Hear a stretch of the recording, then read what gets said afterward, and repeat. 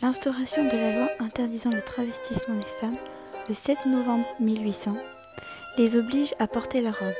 Cette loi est abolie implicitement du fait de son incompatibilité avec les principes d'égalité entre les hommes et les femmes inscrits dans la Constitution européenne le 31 janvier 2013.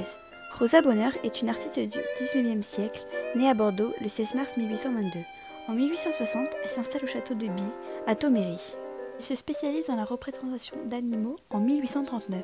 Pour cela, elle obtiendra de la préfecture de Paris une autorisation de travestissement en 1857 afin de pouvoir se rendre au marché au bétail en étant dans une tenue plus adéquate pour son travail.